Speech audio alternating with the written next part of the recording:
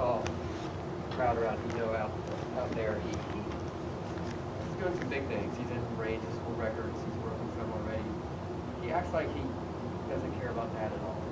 Does that say anything about the type of kid or the type of mindset that he has that he doesn't seem to care about that? Yeah, he handles it. He handles it like a pro, But he's just such a great kid, and he's very humble.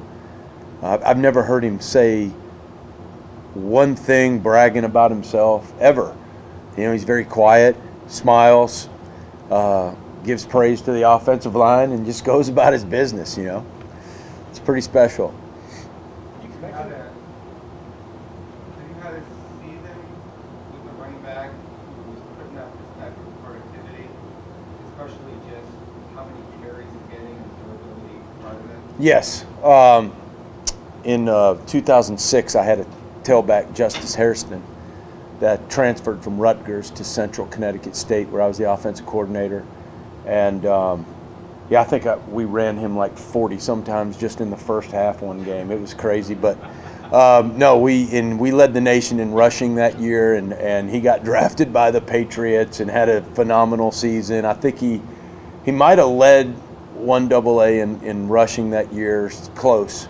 But yeah, I've had one other year like that, and that was with him. Danny's been in a situation where he's had to lean on freshmen pretty much all year, and it seems like now with certain injuries he might have to lean on more. Right, As right, a coach, yeah. You're on the other side of the ball, obviously, but is it hard to imagine? Could you imagine sending out an offense with 4 or 5 true freshmen? Kansas. You did that, Kansas. Oh yeah. What was that like? Had a true freshman left tackle, right tackle, 2 wide receivers, and a quarterback. It was we went 0-12. So that tells you. So I've been there. I've done that. It's not fun, and all you can do is work towards the future. You get guys in. You gotta praise them more than you get on to them a little bit at times, because they are freshmen, and you got to watch that you don't break their confidence. And I know Danny doesn't do that. So it's tough. It's hard, and then that's when just like you're a family. When you have family members that have hard times, somebody else has to help them, and so offensively we're doing okay right now, and so we have the opportunity to try to keep the ball a little bit longer than probably you would normally anticipate, and try to keep those guys off the field and run the ball more. So on that note, going under center, having jumbo packages, big balls, and everything seems to be amplified that much more against UCLA. Were you pretty pleased when you watched the film after the fact that those specific packages working as you expected? Yeah, it was it was weird. I expected us to play a little bit better, and you got to give UCLA credit. I thought they played us better than they had played the 3 previous games before us off film. I thought they played harder. I thought they played tougher. So Coach Kelly had them ready to go, and they did a great job. And how close the game was. So, but I was pleased. That the thing I was most pleased with was our ability to not fold when we threw the pick 6, because that that kind of, it's a fork in the road with the team's character and maturity. And looks like we took the right turn when that happened, and especially Manny, for him to go out and score take him on a scoring drive, just kind of like erase that, was huge. Probably won us the game, being able to go ahead and do that. So I was proud more so of how they handled the adversity in the game. Ralston has given you some solid contributions as he moves back over, and then got that touchdown pass. Can you just talk about what you've seen from him? Yeah, it's a toughness deal.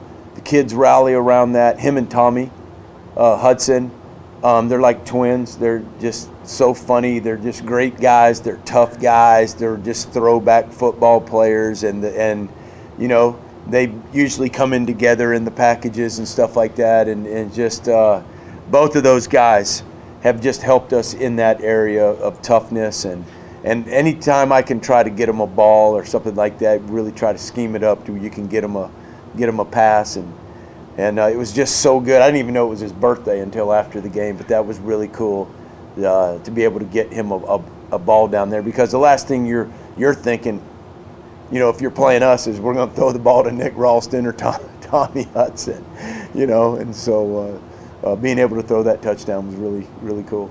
Dave Christensen said that Quinn Bailey's having a pretty remarkable season. Hasn't given up a sack, and he's such a low-key person. Yeah. But what do you think about what he's been able to accomplish this last year? Yeah, you know, you kind of forget about him. You know, it's the funniest thing, guys. After a game, you know, I've probably drank about 3 Red Bulls. I'm on my way down. I come in like a cyclone, you know, into the locker room after the game, and he's just sitting there taking his tape off. And I don't even think he smiled. I don't know. He just looks up at me and just acknowledges my existence for a little bit, and then he takes the tape off again. But I mean, that just describes him. This is how he is. I don't know if I've heard him really say a complete sentence yet since I've been here. I don't know if I have. And he just is really low-key and does his job, and he's tough, and you can get on to him, and he just looks at you and, like, got it, you know, got you, and that's it, you know. And so guys like that are so reliable and they don't talk, you kind of forget about him, but man, are we glad that he's here. He anchors that right side down now. Coach, how do you keep players level-headed with implications still on the line? You guys are in control of your own destiny. How do you not too far ahead but understand what's at stake? Yeah, you know, you show them the film. You know, I had Manny and Nikhil in my office yesterday, and we were just talking, and just like, hey, man, this, and this. And they were like, yeah, I know. We can be so much better. We can do things so much better. And so, you know, I don't worry about the confidence of some of the guys on offense. So, you know, I worry about their humility, whether they're coachable or not, and our guys are. So they've passed that test with me. And so, you know, when I can be honest with them, you know, sometimes when you have a great player like Nikhil Harry, you know, they don't like to be coached. And so you're walking around with, you know, on eggshells around great players sometimes because, oh, you don't want to make him mad, you know. And he's not like that. You could say, hey, Nikhil, you did this wrong, man. You can't do that. And he'll like, yeah, I know, coach, I know. And so I think that when you have players that are humble enough and coachable and to be able to listen to where they need to improve and then agree with you and then go out and change it, then you don't have to worry about that. You mentioned humility, you know, Benjamin, and how he approaches breaking all these different records, and he's not Yeah. even aware of it. How does that help out him act like him and what he did? Well, first of all, I made fun of him yesterday because I don't really understand the record that he broke. So I find out after the game that, you know, somebody said he broke the Pac-12 rushing record. Then I look and then, hold on now, there's like, and so I was messing with him yesterday. I said, so you broke a record that really is not a record, that's kind of a record, right? And he was just dug his head. So we have a way of keeping our players humble around here. But no, Eno is just like I said, he's so level-headed. He sees the film. He understands that, you know, we talk all the time about his improvement in the passing game. You are not a complete player yet.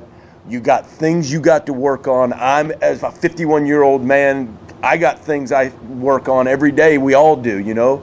And so you point out to him, man, you haven't arrived. And the way they can receive that message is everything. All right, and so the guys that we have on this team have done a phenomenal job, and Eno is probably as good as anybody with that. When you think back to what DeMario and Kalen, but Yep. maybe particularly DeMario, Mm-hmm. what is it that he saw in them or learned from them that he's maybe applying? You know, DeMario, they were so different, you know. DeMario is just dang tough, man. And when he showed up at games, I wouldn't say that either one of those guys or even Eno yet were phenomenal practice players. All right, and but one thing about DeMario is on Saturday, man, I wouldn't want to tackle that guy. I wouldn't jump out in front of that dude. He'll hurt you. And you know, Eno's running style, It kind of depicts that a little bit, you know, of toughness and never go down. DeMario just feet never. I mean, it took a lot to get that dude down, and that's kind of how Eno runs the ball. But the thing I think that he got from Kalen is, you know, his in the open field, what he does in the open field. Kalen was a really fast, great athletic type guy. Throw swing routes to him, as you can see. We try to throw swing routes to Eno as much as we can, get him out in space. He's kind of a great mixture between those two guys, you know. Coach, just in your time with Manny Wilkins, Yes. what enjoyment have you gotten out of coaching him, and also just as kind of the season winds down? How meaningful is it for you that there's the implications that are there as he kind of finishes out his career? You know, I will remember this year is, you know, Manny trusts me. And to know where he came from, his background, his growing up, and the different people he's had in his life just here, it's very easy for that young man not to trust people. And I think he trusts me. I mean, you can ask him that question. That's the one thing that I'll take away from our relationship. Football means nothing to me compared to that. Just knowing that I was a part of his life and spoke into his life, and I've seen him take some things that I've told him and apply them to his life, and I mean that means everything to me. I'm sorry, I didn't. The last part of the question, I was thinking about that, and I didn't hear the last part of your. That's helpful. I was just wondering, as kind of the season winds down, how meaningful is it that this season comes to a close with the implications that are there? Yes, no, I think that's just a great way, way for him to end his career. He deserves to be in a position to have a chance at this late in the year to have that possibility. If there's anybody I've ever coached, that guy has. He deserves the chance to have what he has before him. You had a great quarterback and great wide receivers maybe right now. Mm-hmm. And here, you know, Manny's playing pretty well, pretty high level of quarterback. You've got a great wide receiver, and you've got one of the best running backs in the country. Is that trio of skill players like up there with any of the Oh yeah. similar trio that you've been around?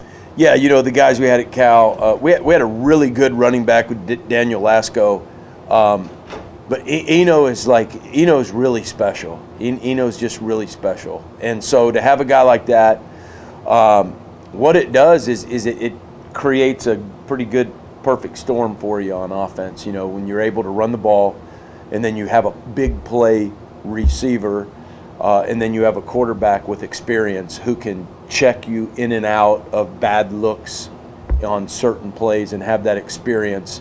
I mean, that's everything. You know, you want 11 of those guys, but very seldom do you ever have that in your career. But to have, because those are, like, you think about it, those are, and center, right? That's a position not too many people think about, but look at the guys who touch the ball the most, or the most. If those guys are your best players, you're going to be in good shape on offense. We got Cole Cabral at center.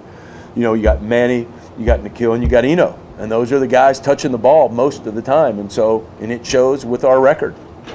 You're facing Argentina. It's a little bit of a fun who's the last four. What do you see from them on defense on film? Does it remind you of any team you played earlier? Yeah, they remind me a lot of UCLA, their athleticism, you know, and you know, they got some really good athletes that were highly recruited kids, you know, that I know a lot of them, and they're very athletic. They get off blocks, and you know, they run to the football, which prevents you from having a lot of big plays, and so they kind of remind me of a UCLA USC defense kind of combined a little bit, because they got the players, they got the speed, they got the athleticism, you know. And they're going to be really tough. Coach, you said after the bye week that you guys wanted to make sure that you were better on third down. Now you won 3 straight since the bye game, and I think the offense has been a big part of it. So how do you feel about how well the team's been able to make the adjustments you wanted to make after following the bye? Yeah, it's been great. You know, a lot of the things we did in the bye week thank God that they've worked, and it's been really good for us. Had an idea of what we wanted to do with Nikhil a little bit better as we went through portion of the season, seeing how people were trying to stop him, see what the defenses were trying to do, and how can we prevent them from being comfortable was my whole mindset when we went into the off week. The last thing I want to do as a defense to go out there and feel comfortable. When I was at Cal, we lined up in 10 personnel almost every snap, 2x2, 3x1. And now the way we played and the players we had didn't make them feel comfortable. But going into the game, I know that they probably felt comfortable, that they knew how we were going to line up. And so I wanted to eliminate that a little bit, with Nikhil and where they know he's going to line up, and kind of cause some, some different thought processes right before the ball snap. So all of those things have worked out great. We have one more. Is that it? All right. Thank you, Coach. Good. Thanks, guys. Thank you.